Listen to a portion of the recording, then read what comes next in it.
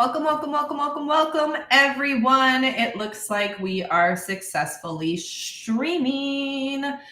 I don't know about you, but it's kind of a weird day here in Chicagoland. It was raining, then it was sleeting, and now it was snowing. And if any of you turned on the news this morning, it is just one of those gloomy kind of days. We're going to dive into it because we're here to have some of the difficult conversations.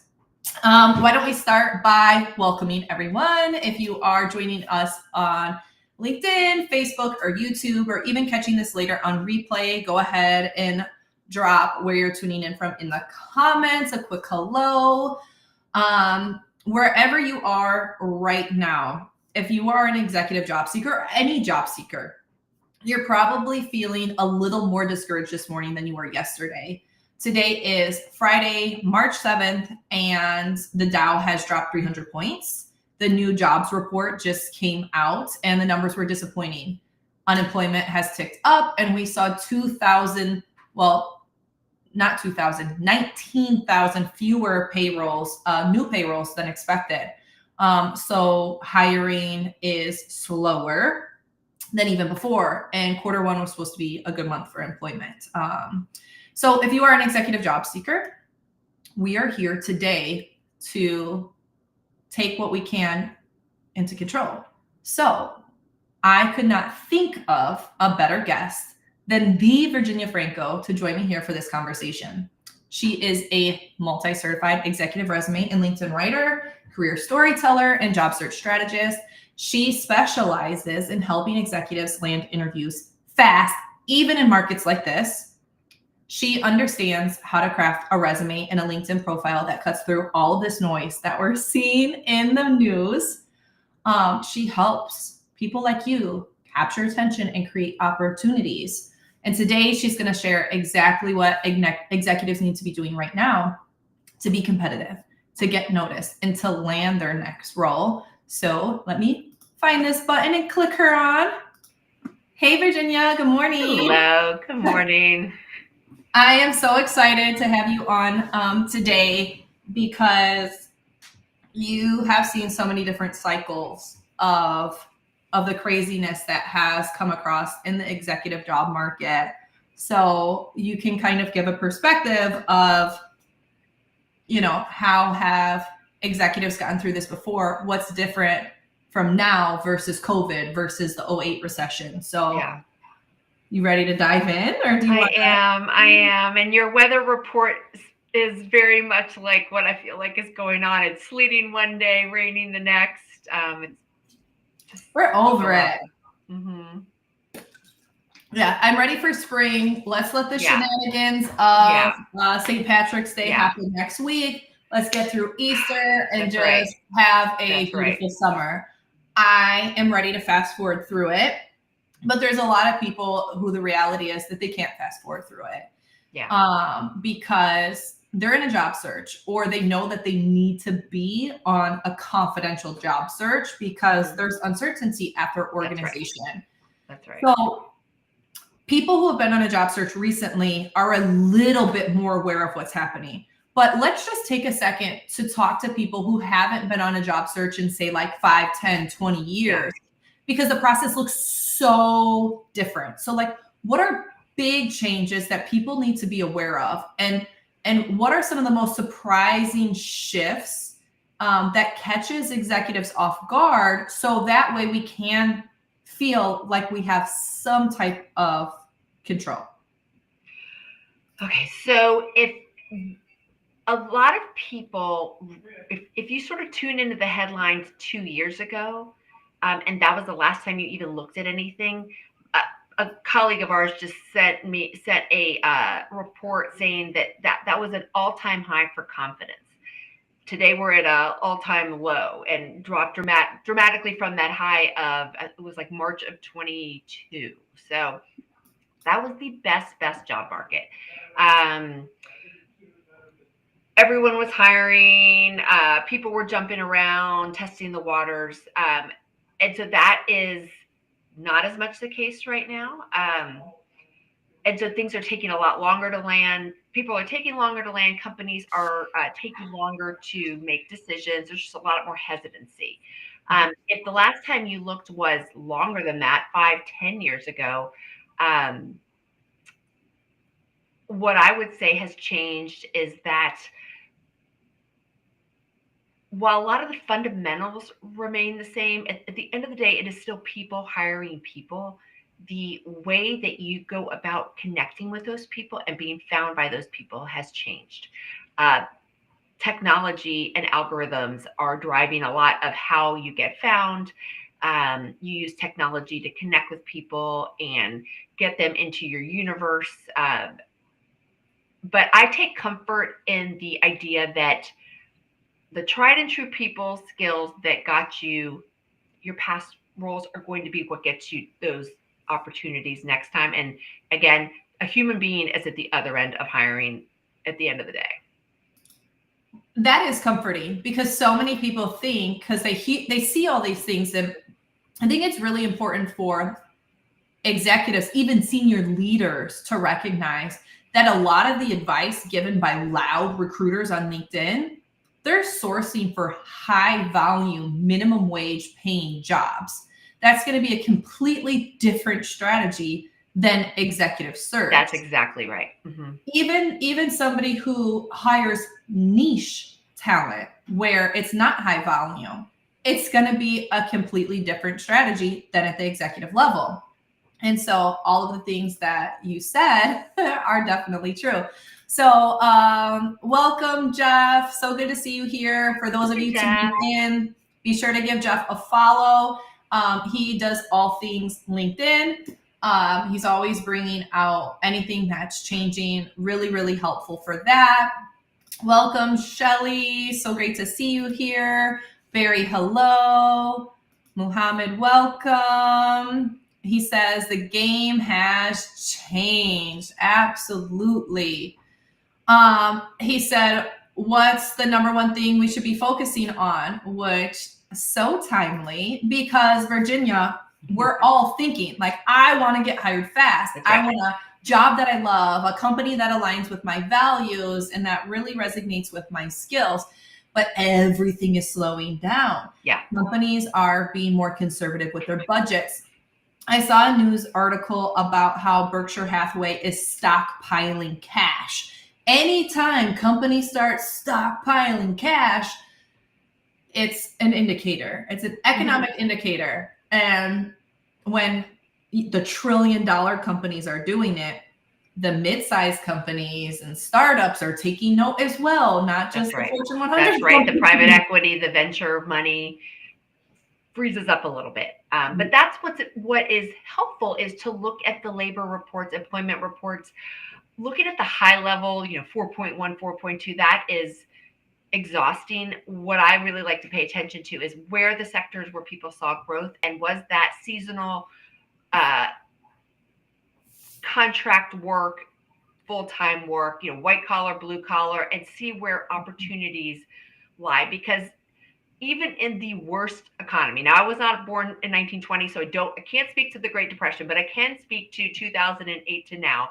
That's when I graduated. So I came into the workforce during that recession. That's so awful. I empathize with everyone Yeah. who's a new grad right now. But there was 2001, 9/11, 2008, COVID. Yeah. People are always hiring somewhere, somehow. People are always losing, moving, going on leave, getting contracts, but searching and finding those opportunities gets a little tougher. So you need to look at the industries where there is opportunity and seeing if there's a possibility for pivot, if there's not, all of that.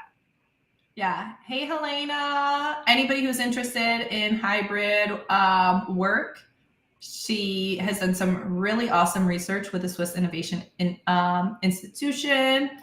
And hello, all of the people who are on private profiles. All right. One of the things that I think we should just call out, a spade, no problem, no job. We got a lot of problems right now. Yeah. So hypothetically, it is a fantastic opportunity for people to take unconventional paths to allowing their skill set and their expertise to stand out to help businesses navigate tricky times like this. And I love your tagline. It's something around the lines of like, I write resumes that help people land interviews fast. So let's break that down. Okay. Let's just start with resumes, because a lot of people are Okay. like, I don't even know where to start on my resume. Right. What should an executive level resume look like today in a digital first hiring landscape? Okay. So let me talk about some key sections that I need to make sure are there, and then the digital readability piece. I liken resume reading and writing to how we read the news when we are in a hurry. Think about when you want to know the nuttiness that's going on in the world, whether you open up a news site or look at an old-fashioned newspaper, you scan headlines. The headline grabs you, you're going to read that first paragraph. Usually that's all you look at because you don't have more time. Those two sections that were really important because they tell you what the story is going to be about and what you want to come back to when you have more time. By bringing those components into a resume, you're helping to replicate that behavior and that knowledge. So a headline immediately tells you this is what this person, the role that they are targeting. And you can and should customize that. Let's say you're targeting a CIO role. If a CIO in financial services shows that you have an industry niche, remove it and suddenly you are industry neutral. That's just a quick, easy example, low-hanging fruit that you can do. The paragraph that follows, a lot of people either omit that section altogether, or they put in a prompt in ChatGPT and they get a summary that is very descriptive in adjectives. What has happened is that everyone uses those same dang adjectives and the power of them has gotten diluted. What I want to make sure that paragraph does is contain some strengths and traits that are unique to you. And then I go to the job postings. And when you scroll down to the bottom of job postings, that's where you can find out the must-have requirements and the deal breakers. You weave those into that paragraph, and then rather than adjectives, replace those with a couple of nuggets of information that are unique to your story. And what you will walk away with is a paragraph that is very clear on why you're a good fit, what role you're targeting, and the reader will know a couple of things about you that are unique to you and are going to differentiate you from everyone else. Then you have your experience, obviously, your additional experience when you're, at the executive level. I'm okay going 15, 17 years back. At the C-suite, I might go as far as 20, but then the earlier stuff, I synopsize, I remove the dates, I only include what's relevant. So that's the sections. The digital readability piece. 5 years ago, everyone was reading on screens. 10 years ago, no one was. Today, you need to count on people looking at it on their mobile devices. Luckily, no one is reading on their watches yet. But long story short, we have a really hard time absorbing dense text, especially when we're in a rush. And our eyes dart all over the place in a way that we don't when we're reading a book. And so what I do to address that is I keep my bullets to 2 to 3 lines. And then I add space in between each and every bullet and paragraph, like 0.5 points, something like that. What you don't want to do is cram a bunch of text together, and you don't want 5 paragraph structures, because a 5-line paragraph on a big screen or printed out turns into like an 8-line thing to read on a mobile device. And it's very tough. Recognizing that we do jump around a lot, using some minor design elements like maybe shading or a color or bold. Those are ways that you can draw the reader where you want them to go. And then 2 more things. When I am writing a sentence, I front load it, which means I put the good stuff at the beginning of the sentence versus the end of the sentence, which is how we were sort of taught to write in high school, because skim readers don't always get to the end. Yep. And then when I have a series of bullets, let's say I have 5 bullets, skim readers don't read 1, 2, 3, 4, 5. they start with number one, and then if they happen to have extra time, they'll likely just jump down to the bottom. And so that means you have to be strategic in terms of the order. So I'll put the most important thing as number one, and sort of something secondarily impactful as on the bottom. So I will rest my tongue right now. All of those tips. Take a sip. So like the resume, it is a foundational document. We need that. Everyone go back and watch this replay, because everything that she just said is gold nuggets. Go back and look at her content. She gives examples. Subscribe to her newsletter. She shows you exactly how to do this. She has some really awesome YouTube videos on how to do that formatting. Like, Virginia is going to give you all the answers. And like, let's be honest, you're sitting here listening to two resume writers right now. If you don't want to do it, have us do it. Have somebody outsource it, just like any other executive would with any other marketing or communications project. But what we can't do is job search for you. And we've got a question right here. Why is it harder to get a job for an international person in America and Europe? I've been applying for the last 4 years, but every time I get a refusal. So your resume, even if on paper you look like the best candidate, may still not get you a job, whether you're an international candidate or not. But sometimes the job doesn't go to the best person. It goes to the obvious choice. It goes to the most findable person. So maybe we can touch a little bit on LinkedIn and how people can use it for a strategic search, because as we know, applying online, there's so many factors outside of our control.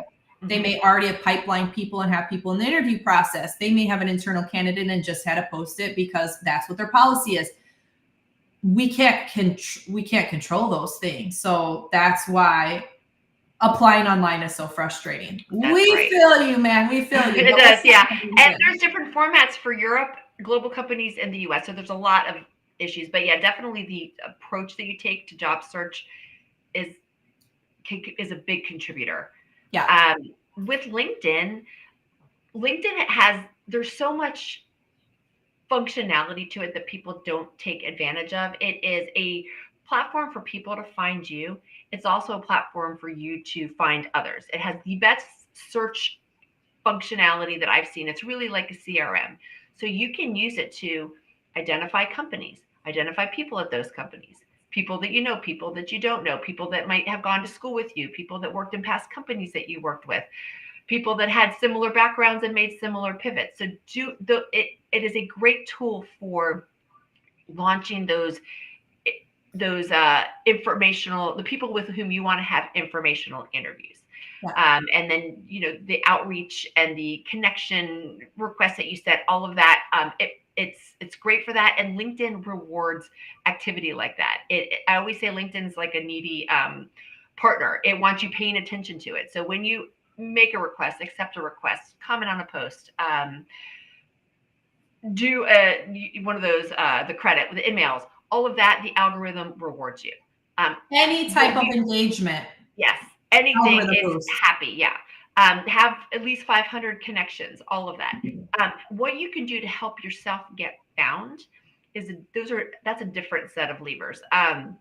First off, you have to have a complete profile, which means the headline, the about section, the experience section, the education, and the skills. Those are the minimum that you need to make LinkedIn happy. The more you can do, the more sections you can fill out, the better.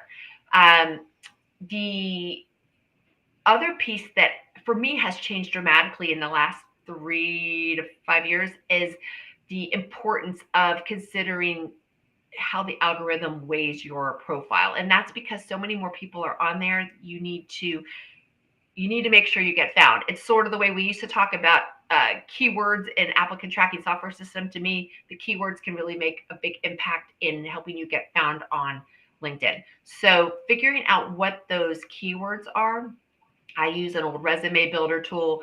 LinkedIn for premium users can let you look at a job posting and see how you might be a good fit, what you might be missing. When you use those tools and figure out which keywords you need to add by putting them in your headline, in the skills section, first and foremost, and then smattering them throughout your about section and experience section can help you to show up higher and more frequently in search.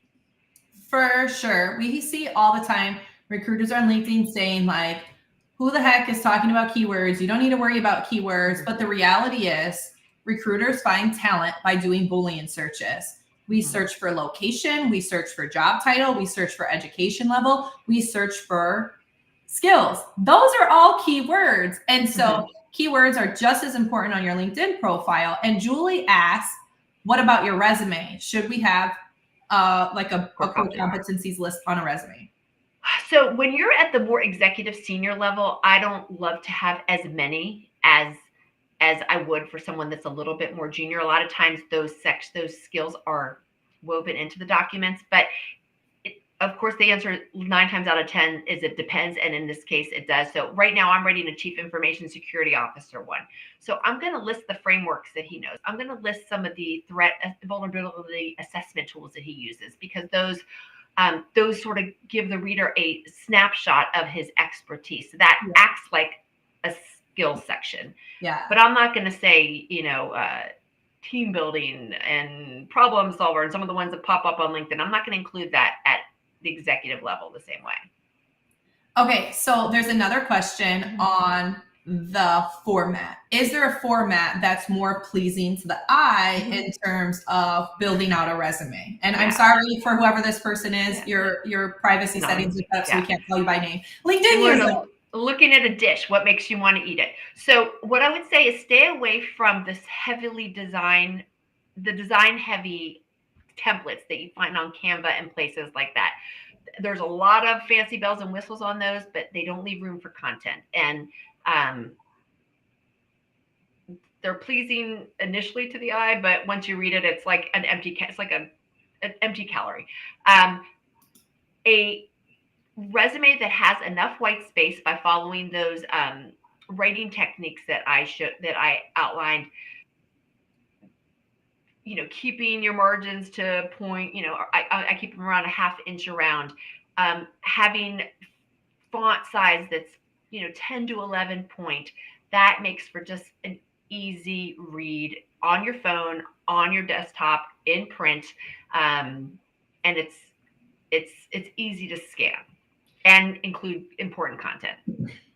And there's a difference between like a Canva heavily designed thing where everything's in a text box, everything's in a table that don't parse over. And so when we'll see a lot about like, resume writers are evil and they're trying to convince you to buy something. No, you can do this yourself. When it comes to ATS friendly resume designs or formatting here, what we try to do is have the design be applicable to both ATS parsing should you end up needing to upload it into an ATS system, which means it's going to parse from left to right, upload your information as best as it can. But and file it away. It's a filing cabinet. Yeah. But there's sometimes it is nice to have visual elements like Virginia mentioned earlier, shading. It's just that block of maybe light gray or something behind one job title to the next. So visually you can break up one section to the next to make it a little bit easier. And so definitely go on her YouTube channel or her newsletter. She's got examples of resumes she's written where you can see exactly what her style is. And her style is different than my style. And both of our clients land jobs. So that's right. 9 times out of 10, the answer is it depends. Yes. Part of it is how you want to represent yourself and your brand. And part of it is just human nature. In America, we tend to read left to right, top to bottom, spend more time on key areas, those headlines she was talking about, and then skim the rest. So Jack put some awesome tools in the chat if anybody wants to check out. Yeah. I could give a really quick example, if you don't mind, of some of the minor design elements I'm talking about. Yeah. If my end goal is to show this reader client has worked in some big name companies, I'm going to probably list the company name above the title, job title, and I'm going to maybe put it in caps or put that in bold. Conversely, if I want to show that the reader, I can't speak, the job seeker has the big titles behind them, if they've been in a C-suite role and they're targeting a C-suite role, I'm going to probably make the job title more prominent than the company name. So that's just a minor example of, I want the reader to focus on that point versus another. It's such a good example because in that example, you just proved what works for one person doesn't necessarily work for the next. There's a lot of strategy that goes into branding on both the resume and your LinkedIn. You're writing everything with that end goal in mind. And I know we're coming up to time, but we're missing a huge chunk, which is applications and networking. Okay. A lot of companies are boxing out executive search firms to cut costs and are posting more jobs online. However, when you do a LinkedIn search for an executive level role, or even search by executive recruiter hiring and then actually see what their open roles are for, very few roles are actually for executive level leaders. And so if the jobs aren't posted online, how the heck do you find the jobs? So I've always been a fan of a diversified job search strategy, which should include applying online. But unless you are in a niche role that just not that many people have that particular expertise, I would really lean heavily on bypassing applying online as your first point of entry. So it's going to require you to do your homework, to be very clear on what you want to do, the kinds of companies where you want to do it.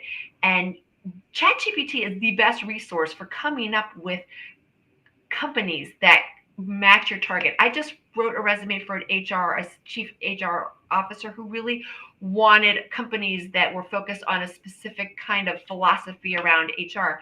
We put it into ChatGPT and 10 companies came up. It was incredible. So reverse engineer, where do you want to work? Who are people that you know that work in those places? Who are people that could maybe connect you with those people? And then you can use LinkedIn search filters to identify them, see about how best to connect with them. You should find recruiters that are working in those areas as well. And that relationship building, it feels like it takes longer because there's more front end homework, but I can promise you, it's like a Disney World Fast Pass. It catapults people to the top of the line. And honestly, it's a strategy that works whether you're a new grad or a senior executive. But a lot of people, in my opinion, overlook some really key people at the executive level in their network, vendors and consultants. Those people are at other companies. They know what's going on. My husband got an opportunity 2 years ago from an old consultant that was now at a new company, and he put the word out, and the guy's like, yeah, I know this guy's getting ready to hire. He went through the whole interview process, got the offer ahead, and then they said, oh gosh, you never applied online so that you're in our system. Yeah. It's all those it's a one-off story, but I have seen it play out. We are on the same wavelength in terms of our methodology and what we've seen work for our clients.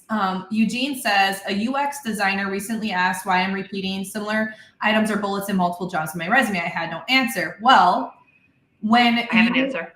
Yeah. Even though you've done the same thing, the responsibilities aren't what is important. Ask yourself 4 questions and write your bullets based on this. What did things look like when you got there? What did things look like when you left? What was your role in moving things from that beginning to end? And then why did it matter?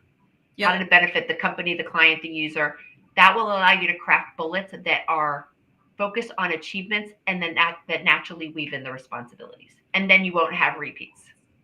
Well, and similar items. I know, Eugene, if you're an expert in an area and you did very similar things from one job to the next, say if you're a chief marketing officer or a CTO, whatever, right? And you're accountable for a P&L. Well, on each job description, yeah, you're going to show what your P&L budget was, how many team members you oversaw, and what you did, what you accomplished from one company to the next, what your results were. And so if you've had a linear career, you're going to show the progression in what you've been able to accomplish throughout that career. However, we don't want to have the same bullet over and over. That's when it reads like a job description. So when resumes read like a job description, they're boring. I was responsible for whatever. No, what did you achieve? And so if you can show your impact, if that was the greatest impact at one company, and you came in as a transformational leader at the next company and was able to integrate yet again another cloud migration that ended up allowing the company to then be able to take on whatever much more revenue, it's relevant. So anyone who is a designer needs to be thinking like a business. What are our key problems and how are you going to solve them? Have you solved them before? You want to emphasize that. The one LinkedIn user said, is this recording going to be available later? Yes, as soon as we exit off, it will be. And I just realized I am over time, Virginia. I am so sorry. So let's wrap this up. Okay. Virginia is amazing. Everyone tuning in, DM her if you have any questions afterwards. You can DM me as well. But this has been a great conversation. I feel like we could have probably done a masterclass on each of these topics, and it could have taken a month long to get through it all. But what is one key takeaway that executives who woke up to the Dow being down 300 points, to there being 19,000 less jobs created last month than economists predicted, that we're still in a white collar recession, that instead of having a stable job market in Q1 because of the election finally being over, there's all this instability. What is one key takeaway that executives or senior leaders, because it's different for different levels. So we're focusing on the executive job search today. What is one key takeaway that an executive should be thinking about in this type of market? So to me, the good news is the things you need to do to stand out in a fabulous market when everyone is testing the waters, because hey, why not? To me, it's not that different from when things are rough. You need to be prepared for any eventuality. So you need strong marketing collateral, your resume, your LinkedIn. You need to keep your network primed and ready to go, have those conversations. And you need to know where you would make your next move to, where you want to consider. What else? Yeah. Love it. I feel like, that's it. Yeah. I mean, it's that. So, okay, Virginia, thank you so much for your time today. For everyone who had lots of questions, reach out. You do not have to job search alone. There are all kinds of community services for you. If you are in the United States, every community has a local one-stop, or WIOA, WIOA, where you can get supportive services through your job search. There's experts like me and Virginia who support people with resume writing and job search coaching. There are so many tools, church group organizations, so on and so forth. You don't have to do this alone. No. One of the things that I will add on is that you can get a lot of advice from a lot of different people, and you are going to have information overload. You have to decide what is best for you. And if somebody is sharing something from one lens and they're talking about high volume recruiting strategies, that may not be the best advice for you to listen to as an executive. So choose who your mentors are wisely so you can get hired more quickly. And with that, I will see everyone next week with Renee, and we are going to talk about leading from within, a special tribute, especially for Women's Month. And oh yeah, Virginia, I'm so excited that you're during Women's Month too. Because we all want to lead a little bit more authentically without losing ourselves. And there's power in that. So I will see you all next week. Virginia, I will talk to you soon. Thank you. Good luck, guys. Bye, everybody.